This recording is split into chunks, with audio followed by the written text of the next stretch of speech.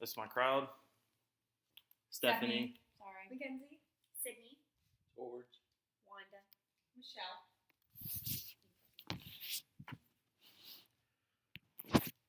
Hello, everyone, and thank you for coming. So, does everybody know why we celebrate Independence Day? Yeah. And did you know that 3 U.S. presidents died on the 4th of July? So, why do we celebrate Independence Day? Well, I'm here to tell you why. So, living in early America was very tough. Everyone had to do everything themselves. But no matter how hard it was, life in America meant freedom, and the people who came to America valued that freedom.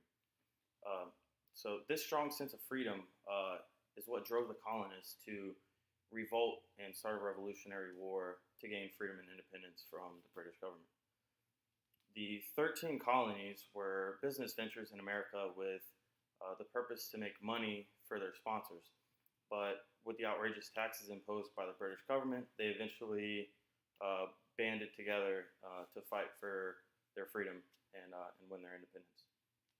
The Stamp Act in 1765 was put in place by the British Parliament to make colonists pay a tax for a stamp on like documents, newspapers, and other printed material. But the colonists had no want in that. They said no taxation without representation, and that meant they weren't going to pay taxes for stuff that wasn't agreed upon by them. So the colonists showed their anger by refusing to buy British goods. The British saw this and canceled the Stamp Act, but 2 years later, in 1767, they tried again with even more taxes, this time on imported paper, lead, glass, tea, and the colonists even protested harder this time. And the British removed all the taxes except for the tea. And in Boston, March 5th, 1770, the colonists formed a mob wielding clubs and swords, and they attacked the British sentry. And while under attack, the British Army shot and killed 5 patriots. And that day is known as the Boston Massacre. So this was the last straw for the colonists. Protests turned into violent riots, and colonists turned into patriots.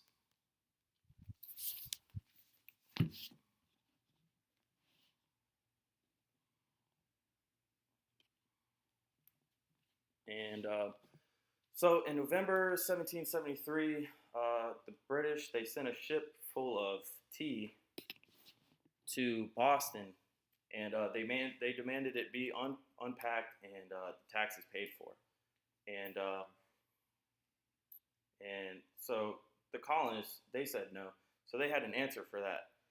60 men dressed as Mohawk Indians or Native Americans, they invaded the ship and poured out the ship's tea into the water.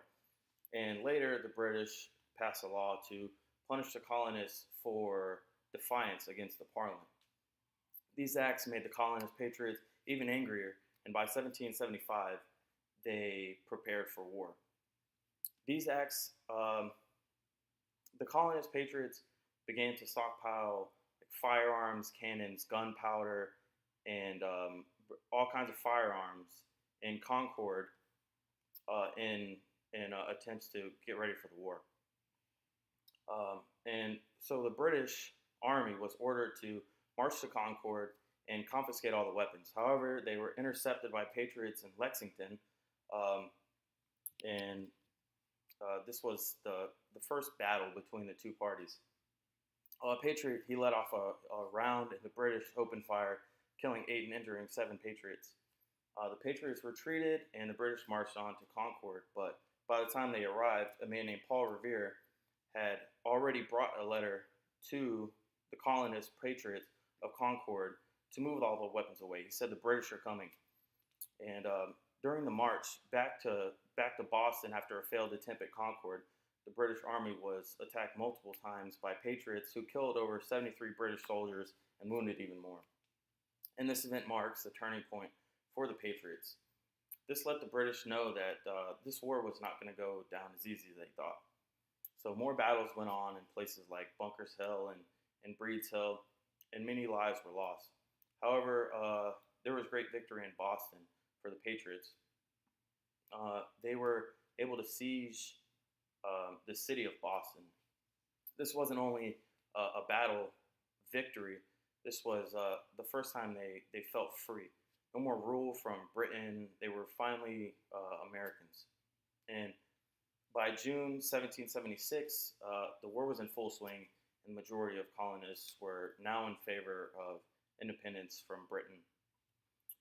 On July 4th, 1776, the Continental Congress voted on and signed the Declaration of Independence, which is the new set of ideals and goals for the new America. And this is a quote from the Declaration of Independence that states, "Life, liberty, and the pursuit of happiness." And although the Americans considered themselves free, the war did not stop. The next battles were New York, Long Island, Tortuga, and Pennsylvania. And the British forces were just way too much for the Americans, losing thousands of men in battle. And in spring 1778, the French allied themselves with the Americans to help fight.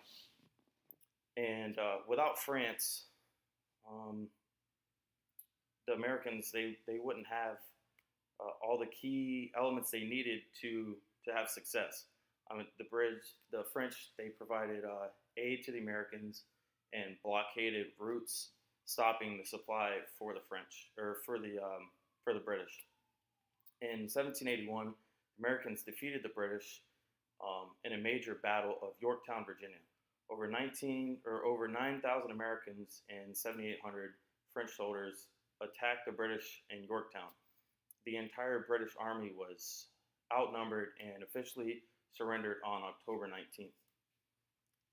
Embarrassed with the fact of surrender, the British Prime Minister resigned, and the new government decided they don't want to continue with the war anymore. And the Treaty of Paris, September 1st, 1783, ended the hostility, and the 13 colonies became the independent United States of America. Now, guys, this is why we celebrate the 4th of July. It is our day as Americans when we declared freedom from outer rule. We were to rule ourselves now. Our ancestors fought hard and died for this land, and Americans continue every day to fight for our freedom. So next time you celebrate Independence Day, think about how great it is to be an American. Thank you.